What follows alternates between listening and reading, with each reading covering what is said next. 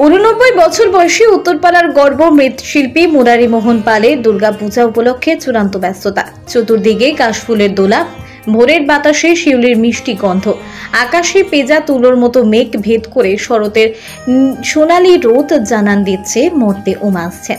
এসে গেছে বাঙালির শ্রেষ্ঠ উৎসব দুর্গাপুজো।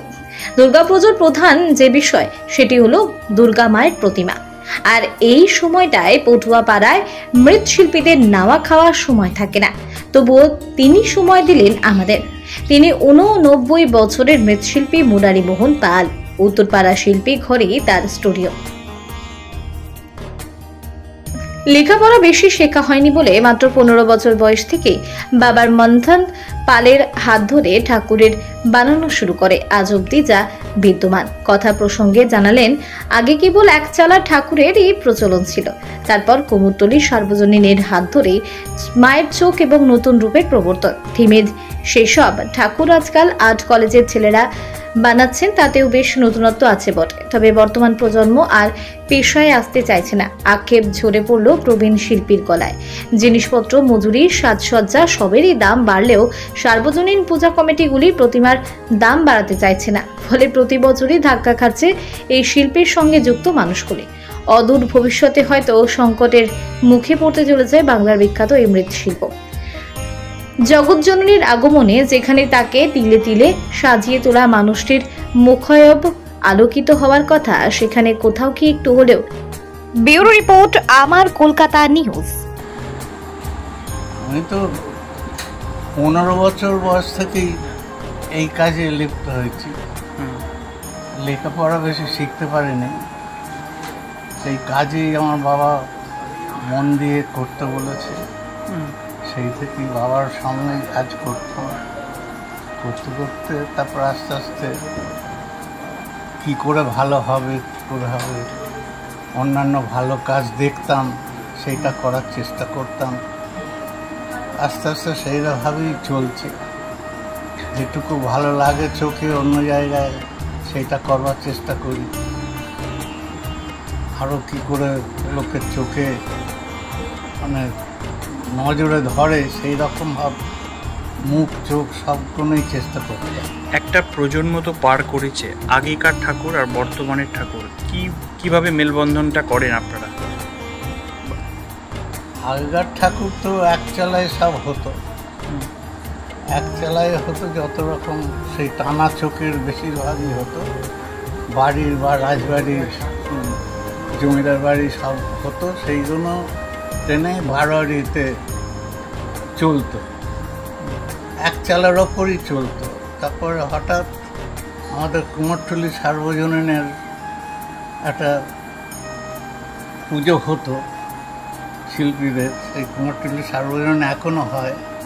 সেই ঠাকুরটা নতুনত্ব করার জন্যে একজন শিল্পী সেইটা ভেঙে চুরে নতুনত্ব করার জন্য তৈরি করল। তারপর থেকেই সেইটা চালু হলো। কে কত এরকমভাবে যুদ্ধ অপর সিন করে কী করে করা যায়। এতে কি শিল্পীদের অনেক জীবনের নতুন নতুন শিল্পসত্তা কি সামনে এসছে, কি বলবেন? না, সে কাজের সুযোগটা অনেক এসেছে। কাজের সুযোগ যে যার ইচ্ছে করছে, সেটা করতে পারছে। মনের ইচ্ছে, সে একটা মনে মনে স্কেচ করলো যে কীরমভাবে এটা করা যায়, অসুরকে কীরমভাবে ফেলা যায়, বা কার্তিক গণেশ কীরমভাবে যুদ্ধ করতে পারে, সেই সবগুলো একটু পাহাড় পর্বত করে সেইগুলো একটু আলাদা আলাদা করে চিন্তাধারা করে সেইগুলো চলতো খুব ভালো। এই বছর কি নতুন নতুন ভাবনা আপনাদের এসছে? এবছর নতুনত্ব অন্য কিছু নয়, এই থিম, এখন থিম হয়েছে, অনেক আর্ট কলেজের ছেলেরা যুক্ত হয়েছে, অনেক ছবি টবি আঁকছে, সেই অনুযায়ী বারোয়ারি কমিটি নিয়ে আসছে, সেইগুলো দেখে আমাদের করতে হচ্ছে। আগামী প্রজন্ম কতটা উৎসাহ দেখাচ্ছে এই শিল্পসত্তাকে বাঁচিয়ে রাখার জন্য? এই কাজের আস্তে আস্তে পয়সাটা কমে যাচ্ছে, মজুরির হিসেবে পয়সাটা কমে যাচ্ছে। নতুন আমাদের এই মানে ছেলেপেলে বা নাতি নাতনি এইসব কাজে আর যুক্ত হতে চাইছে না, কারণ এইসব কাজে পরিশ্রমটা বেশি হচ্ছে, খরচা বেশি হয়ে যাচ্ছে, মার্কেটের সঙ্গে মেলানো যাচ্ছে না। আর প্রতিটা বারোয়ারি এখন নয় সরকার থেকে কিছু দিচ্ছে, কিন্তু প্রত্যেক বারোয়ারি দিলেও আমাদের পয়সা নেই বা ইয়ে করে, যতটা কমে করা যায় সেই চেষ্টা করছে বারোয়ারি। এতে ঠিক মতন শিল্পীরা পয়সা পাচ্ছে না। আপনি কত বছর এই শিল্পের সাথে যুক্ত?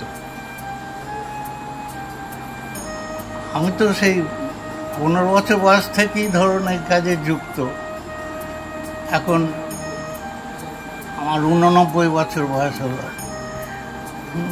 এখন এই বছর আবহাওয়া কতটা আপনাদের এই শিল্পের সাথে যাচ্ছে? আবহাওয়া দিক থেকে কতটা মনে করছেন ঠিক? আবহাওয়া কি আপনাদের সঙ্গে এবারে সাথ দিচ্ছে? আবহাওয়া তো প্রচুর বৃষ্টি হচ্ছে, যার জন্যে মাটি শুকোতে একটু দেরি হচ্ছে, কাজকর্ম দেরি হয়ে যাচ্ছে। এই যত দেরি হচ্ছে তত আমাদের ওপর চাপ পড়ছে, রাত জাগতে হচ্ছে বেশি, সময়টা বেশি লাগছে। আবহাওয়া শুকনো থাকলে কাজটা তাড়াতাড়ি এগোয়।